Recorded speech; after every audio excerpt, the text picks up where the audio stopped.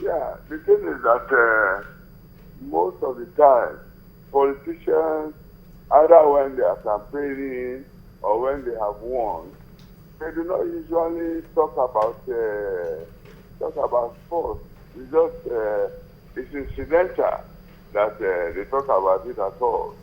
But somehow, sports is an area of human activity that has a lot of value for those who are talented and who take part in it, and it can be a means of employment as well. So, what practical things would you, for example, be advising that the incoming government should do differently from what we've had in the past to make a success of the sports sector? Government should have at all levels, either at the state level or at the level of the federal government, they should have a special advisor on sports who is an expert in sports to be able to advise on policy framework, on programs, and then what a government should do for sports development. But most of the time, you don't have such a person talking to the president. And if you have a politician who is also not an expert in sports, then there's a problem, you know. They just talk about this superficially, and at the end of the day, wrong decisions are made, and then that is one of the reasons why we are the way we are. One of the major issues that experts will point out at being the bane of sports development in Nigeria, Professor, is inadequate funding. And we know that government alone cannot fund sports adequately.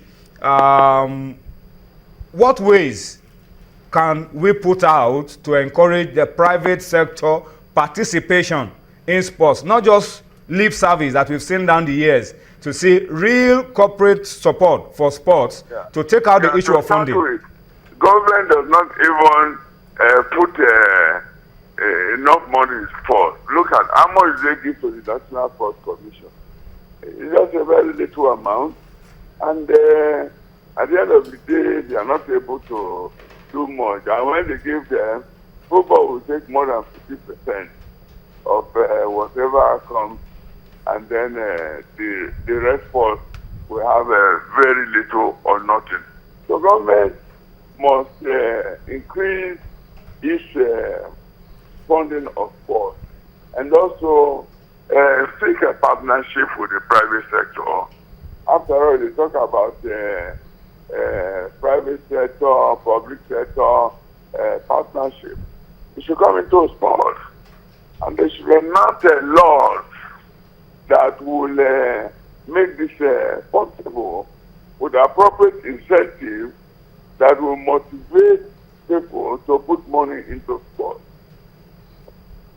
Well, Professor Ojeme, I must say thank you to you for speaking to us tonight. We have to let you go now, but we'll always try to reach out to you once again so that we can tap from your knowledge. Thank you, I also want to tell you that I've just been appointed the provost of the College of Physical Education in Mosoga. So I need all of you to come and collaborate with us. Congratulations, Professor Ojeme. We wish you the best of luck with your new appointments, and we are sure that you will make the best of it. Thank you so much, and thank you once again for speaking to us on Sports Tonight. Congratulations to as media officer of Nigeria Football Federation. Okay, thank you, Professor Ojeme. Thank you very much, sir. All right, that's Professor Emmanuel Ojeme. He's now been appointed the provost of the College of Physical Education. All right, so that's a good one for him. That's a big one for him, and he's giving us his own opinion. Gentlemen, today, let me come to you very quickly, but let me read a few comments on Twitter. Wuli Tayo Tolani at Tayo_Tolani says it was during President Muhammadu Buhari's time that we won the under-17 for the first time, 1985, and he gave them the title World Golden Eaglets, and he says he can do more.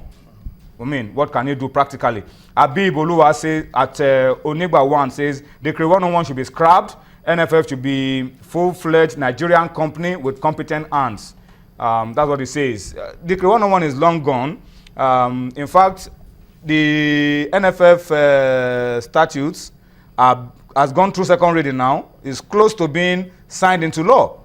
All right, so I think this one is sorted, and I think that's an issue also. There's still an issue surrounding that. We'll talk about an issue around it as well. Igewe Osaze at Igewe Osaze says, I wish Buhari brings sanity to our sports, especially football. He says he should choose the right people to drive the dream as well as fund sports. Fisayo Dairo at Fisayo Dairo, who is watching us from Port Harcourt, says government must arrest and significantly ameliorate the decaying sporting facilities across the federation. Alakaba Ibrahim Olu at IB Top says it feels good to have us back. It says the incoming government should make our professional league world class. He's sending this one in from Asaba. He says he hopes the president will not be a football president, but a sports president generally. That's what he says. Okay, let me pause a little bit on some of these comments until they come to you very quickly. A lot of times, football has taken a chunk. I mean, somebody is just saying here on Twitter, it shouldn't be a football. We always say ministers should not be football ministers. No. They should be sports ministers. But it comes right down from the top. Absolutely, Toyin, because... but it comes down to funding as well. It comes down to funding, but you know what they say, it is where the head decides to go that the body goes. The head can't be facing forward and you want to move backwards. And the direction that the government has given sports, in my own opinion, has been totally abysmal. When you look, they pay too much attention to sports rather than sports development. And the key to sports is actually sports development. Let me give you an example. I'm sure with you, and only can probably count on the fingers of one hand, how many primary schools in Lagos alone have sports facilities, have sports fields. You probably see a primary school in a 3-bedroom flat, and they say that, and they do not have a standard sporting facility. Grassroots sports suffers. Exactly. So when you have that kind of issue, it translates to the national level, whereby you do not find the right people in the right positions. You do not have all these youngsters who have this burning talent but do not have where to showcase it. Someone talked about facilities. The truth is we don't even have enough facilities. In the state of, and the few ones we have are decaying. In the state of California alone, probably has more facilities in that state alone than we have in Nigeria. But when you look at our national anthem itself, it was something I was screaming down before. It says, there's a part of it that says, to serve with heart and might. You cannot fault the commitment of Nigerian athletes. At every point in time where they've had to wear the national colors, they have given 100%. They have given their best. They have brought honor to this country. You have gone outside this country so many times. When the moment you mentioned you were a Nigerian, you remember the attention that you got. There's also the part of the national anthem that says, the labor of our heroes past shall never be in vain. That is a promise by a government to ensure that what these people have done will never be forgotten. And you can also say that is the case. Let's come to one issue very quickly. Onye talked about sports ministers. One problem we've had is in the last 10, 12, 13 years is that we have an average of one sports minister per year.